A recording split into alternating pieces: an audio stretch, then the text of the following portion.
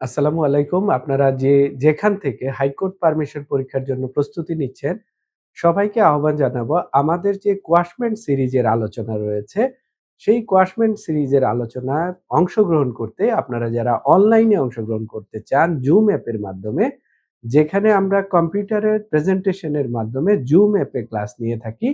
আর যারা সরাসরি আমাদের এই ক্লাসরুমে এসে ক্লাস করতে চান, ঢাকার মগবাজার আদ্দিন হাসপাতালের কাছে আমাদের পড়ার জায়গা।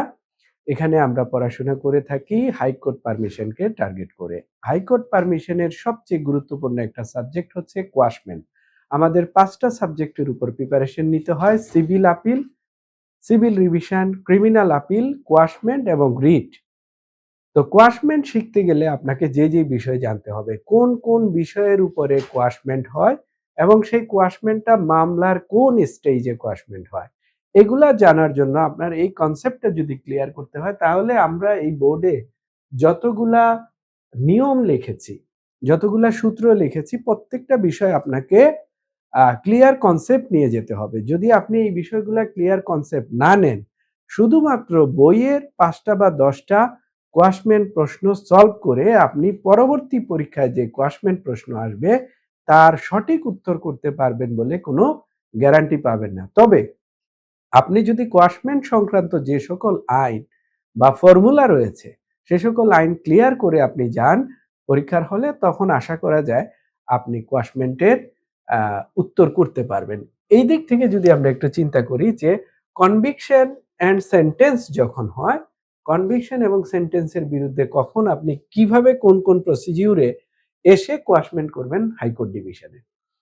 আবার সিআর মামলা যদি হয়, সিআর মামলার যে প্রসিডিংস রয়েছে সেই প্রসিডিংসকে চ্যালেঞ্জ করে কখন আপনি কোয়াশমেন্টে যেতে পারবেন, এই সূত্রটাও আপনার কাজে লাগবে।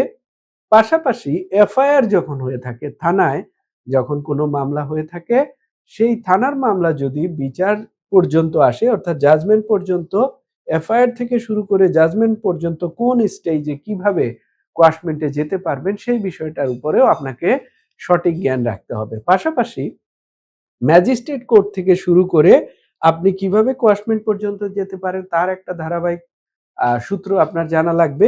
আবার ম্যাজিস্ট্রেট কোর্ট থেকে একটা অর্ডারের বিরুদ্ধে কিভাবে আপনি হাইকোর্ট পর্যন্ত কোয়াশমেন্টে যেতে পারবেন তারও আপনাকে সঠিক ধারণা নিয়ে পরীক্ষার হলে যেতে হবে।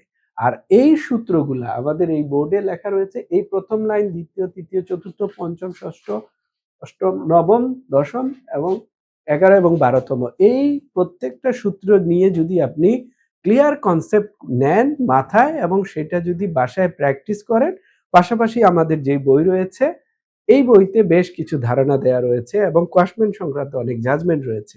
সেই জাজমেন্টগুলা এবং এই সূত্রগুলা যদি আপনি পড়ে নিজেকে প্রস্তুত করেন, তাহলে এই বইয়ে বিগত ২০ বছরের যে সকল কোয়াশমেন্ট প্রশ্ন রয়েছে সেই সকল প্রশ্নের উত্তর দিতে পারবেন এবং ইনশাল্লাহ পরীক্ষায় নতুন যদি কোনো প্রশ্ন আসে কোয়াশমেন্ট নিয়ে, আর আশা করছি আমরা আগামী পরীক্ষায় নতুন প্রশ্নের মাধ্যমে আপনাদেরকে পরীক্ষা ফেস করতে হবে। কারণ আপনারা ইতিমধ্যে দেখেছেন বার কাউন্সিলের যে পরীক্ষা হয়ে গেল, গতকাল রেজাল্ট হয়েছে, সেই পরীক্ষায় দেখেছেন ৩৮,০০০ পরীক্ষার্থী ছিলেন, সেখানে মাত্র ৬,০০০ পরীক্ষার্থী পাশ করেছেন।